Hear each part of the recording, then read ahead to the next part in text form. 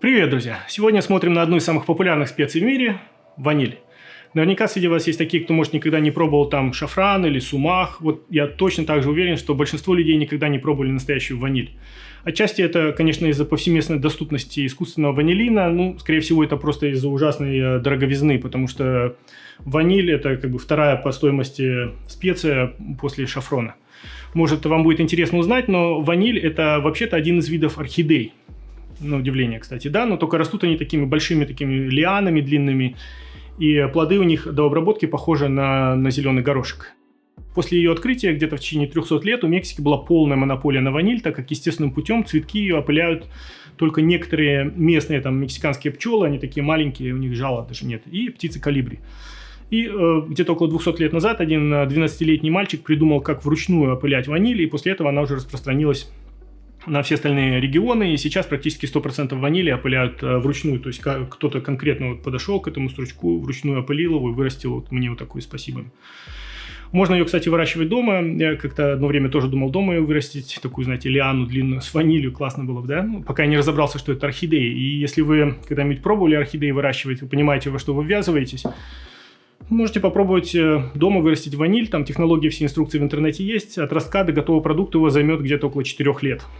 А географически ваниль происходит из того же классного региона в Мексике, что и какао, там все самое вкусное оттуда почему-то. Сейчас ваниль выращивают в очень многих странах, обычно не дальше где-то 20 градусов от экватора, и самые большие производители это будет Мадагаскар, Таити и Мексика, и там Индия еще подкрадывается. Мадагаскарская ваниль называется бурбон еще по-другому. Она содержит наибольшее количество ванилина, то есть у нее самый сильный такой ванильный вкус и запах. И ваниль из Таити или Мексики, вот она здесь, у нее более балансированный вкус и запах, и она больше ценится в высокой кухне из-за нюансов вкуса. Всего в ваниле около 170 разных ароматических соединений, и ванилин, который мы все любим, который нам нравится, это всего лишь один из них. Ваниль продается в натуральном виде, вот как вот эти вот стручки, вот также в виде экстракта, в виде пасты, в виде порошка и в виде синтетического чистого ванилина. Такой, знаете, белый кристаллический порошок с таким резким запахом, похожим на ваниль. Его, кстати, из опилок делают. При покупке ванили очень важно смотреть на размер. Чем длиннее, тем она будет дороже. Также важно, чтобы стручки не были сухими. Они должны быть мягкие, блестящие, вот такие вот как бы вяленые. Да? Самые дорогие будут покрыты легким таким белым налетом. Вот эти вот категории A, это сорт Таити. Они мягкие, тягучие, блестящие, такие, видите, вот длинные такие стручки. Вот эти вот категории B, это мадагаскарская ваниль. Она поменьше, потоньше. Они тоже такие вот мягкие, все равно и блестящие. И потрескавшиеся всякие поломанные, там пересушенные стручки, а это уже будет категории C и так далее. Стручки ванили не используют в блюдах, где важно, чтобы не было никаких примесей, так как черные семена ванили, естественно, будут очень заметны. Для таких случаев у нас есть экстракт ванили. Это настой ванили на 35% алкоголя. Это очень важно, там должно быть 35%, там даже правила есть.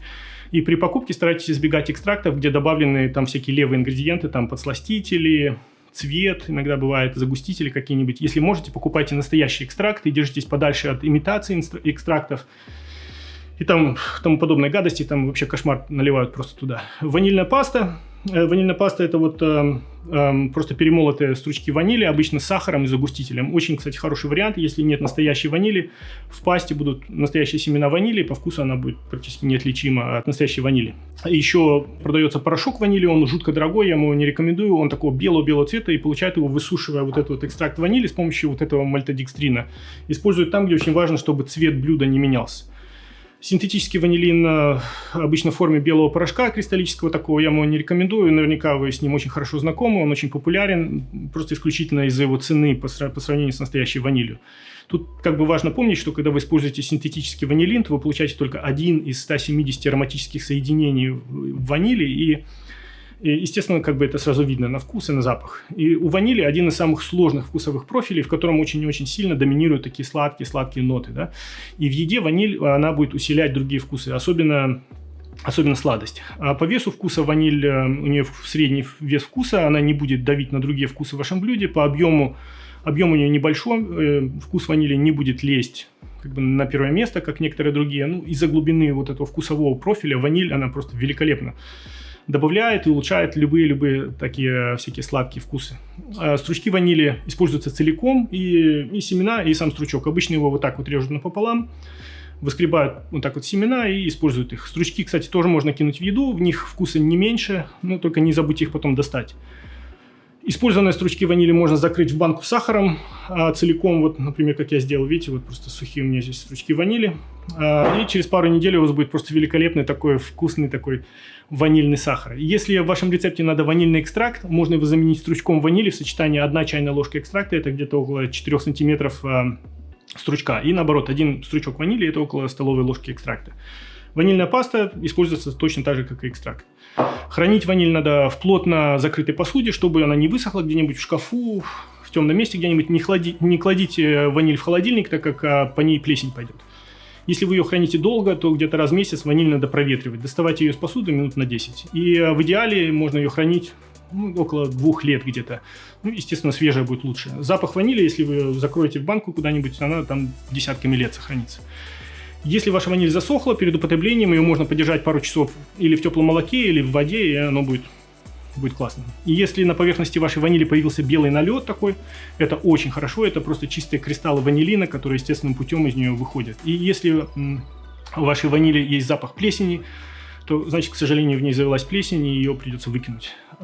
Чаще всего ванили употребляют в сладких блюдах, как я уже говорил, там такие как разнообразная выпечка, там шоколад, кофе, сливки, мороженое, десерты в сочетании с лимоном, чаем, корицей, гвоздикой, любыми сладкими фруктами. Ваниль, кстати, просто фантастически классно работает с лавровым листом, если вы не пробовали. Сочетание такой непередаваемый аромат такой создает. И теперь, кстати, давайте я вам дам несколько вкусовых комбинаций, которые вы можете попробовать, если вам интересно потренировать ваши вкусовые рецепторы. Возьмем ваниль, миндальный орех, сливки и виски. Возьмем ваниль, лавровый лист и топленое масло на омарах или на раках. Это очень вкусно. И ваниль, сливки, курица.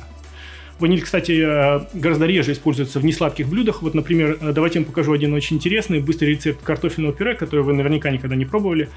Мы в него добавим оливковое масло, сок лайма, свежий кориандр и добавим немного ванили. Естественно, соль, перец не забудьте, попробуйте, получается очень вкусный, очень такой интересный вкус. Вот на сегодня и все. Если хотите увидеть видео вашу любимую специю, пишите в комментариях, ставьте лайк, если вам понравилось видео, подписывайтесь, если еще не подписаны, кнопка вон там где-то. На сегодня все, увидимся очень скоро. Всем пока.